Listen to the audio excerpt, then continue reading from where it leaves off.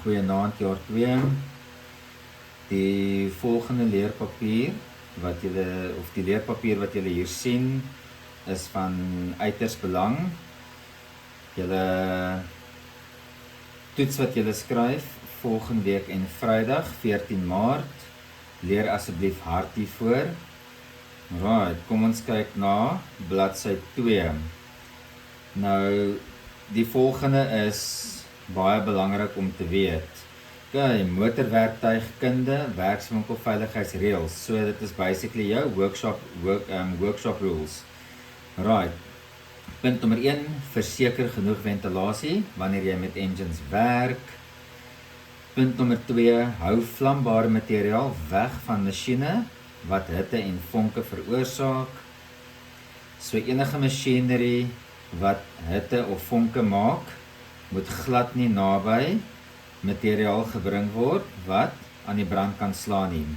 Punt nommer 3, hou vlambare materiaal in verseelde houers. Punt nommer 4, bedryf masjinerie teen die korrekte spoed. So moet nie 'n masjien te vinnig stel nie. Hou hom op die spoed wat belangrik is, wat nodig is om mee te werk. Punt nommer 5, moet nooit engines of machinery laat loop wanneer jy uitgaan vir pause nie. So wanneer dit pause is of wanneer jy 'n ruskansie wil neem, maak seker dat die masjien afgesit word by die masjien self as ook teen die muurprop. Punt nommer 6, moenie vlambare materiaal soos petrol gebruik om brande te stig nie. In daai geval, julle weet almal petrol is veroorsaak groter vlamme as jy dit naby 'n brand bring. So gooi eerder sand of gebruik die brandblusser om brande te stig. Punt nommer 7, gebruik altyd die regte gereedskap vir die regte werk. Julle weet, julle het al hiervan gehoor wat ek al vroeër met julle gepraat het in die sentrum hieroor. Punt nommer 8, inspekteer die toestand en gradering van jou gereedskap. Julle weet ook dit, dat jy moet die regte, of voordat jy begin werk aan enige toestel of aan enige kar, sorg dat dit reg is, dit is nie stikkend nie. So, jy moet seker maak, inspekteer beteken, kyk, dat jou gereedskap reg is. Punt nommer 9, pak altyd gereedskap weg, wanneer jy klaar gebruik het. So, soos wat jy dit uithaal, so soek ek dit terug in sy plek, weer in die kantoor of in die stoor. Punt nommer 10, gange moet vry wees van enige obstruksie. Nou, julle almal weet hoe voel ek dat wanneer jy werk aan 'n kar, moet jy kan rondom die kar beweeg. Daar moet nie enige engine parte in jou pad wees wanneer jy wil loop nie, of daar moenie enige toerusting in jou pad lê wanneer jy loop nie. Jy kan daarop trap en val en seer kry. Punt nommer 11, dra toepaslike PBT wanneer jy in die werkswinkel werk of aan machinery werk. So PBT staan vir persoonlike beskermingstoerusting. Dit is nou jou klere, jou veiligheidsglase, veiligheidsskoene en so voort. Julle ken dit almal. Julle hoor dit elke liewe dag in die sentrum wanneer ek dit met julle bespreek. Veiligheidstekens moet in alle tye duidelik sigbaar wees. Yes. So wanneer jy na 'n bankslyper, dis 'n bench grinder, of wanneer jy 'n hoekslyper, 'n angle grinder gebruik, maak seker dat jy sy veiligheidstekens lees en wat is reg en wat is verkeerd. Right. As ons aanbeweeg na die volgende punt toe, kyk ons na onveilige toestande in die werkswinkel wat tot beserings kan lei. Onvoldoende ondersteunings of wagte, opeenhoping in die werkswinkel, swak huishouding. Nou swak huishouding beteken wanneer goed op die vloer rond lê en jy kan daarop trap, jy kan gly, of wanneer daar olie of wat ook al enige vloeistowwe op die vloer lê wat kan keer of wat kan maak dat jy val en seer kry. Dit is waaroor swak huishouding gaan.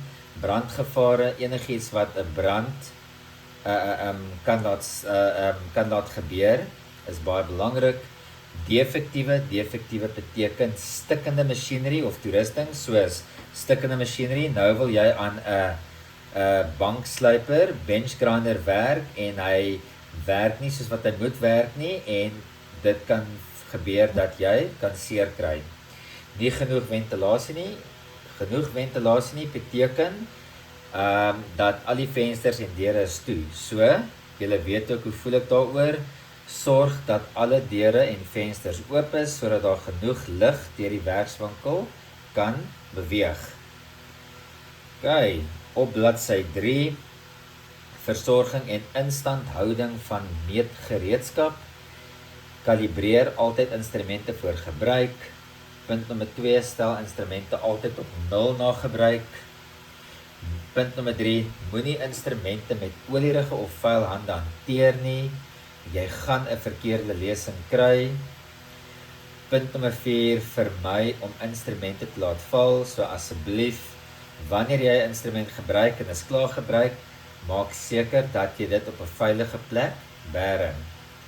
Punt nommer 5, berg instrumente altyd netjies in kaste en weg van handgereedskap en elektroniese gereedskap. Punt nommer 6, berg instrumente weg van hittebronne. Byvoorbeeld hittebronne, dit is soos enige vuur of enige iets wat aan die brand kan slaan. Punt nommer 7, maak instrumente skoon met 'n skoon lappie. Asseblief, dit is baie belangrik, sorg dat die lap skoon is wanneer jy jou meetinstrumente klaar gebruik het. Punt nommer 8, gebruik instrumente met beoogde doel. So, wanneer jy 'n bout of 'n moer wil meet, gebruik dit vir die doel wat jy dit wil doen. Moenie jou maatjie se oë toets nie, kyk hoe groot is sy oë of kyk hoe lank is sy neus of kyk hoe lank is sy of groot is sy lippe nie. Dit is nie die beoogde doel nie. Dit is nie waarvoor 'n instrument gebruik word nie.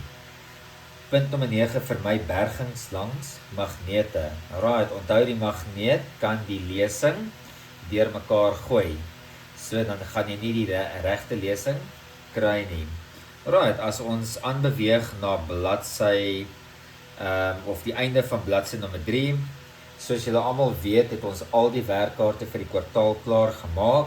So almal van julle se werk moet op datum wees. Julle het almal die antwoorde. Ons sal in volgende week weer deur die werk gaan, sodat ek seker kan maak almal het die regte antwoorde en almal is op die regte hoe kan mense sê op die regte bladsy dat julle almal kan goed doen vir volgende week se toets. Werkkaart 1 op bladsy 3 en 4, vraag 1 tot 13, leer asseblief hard.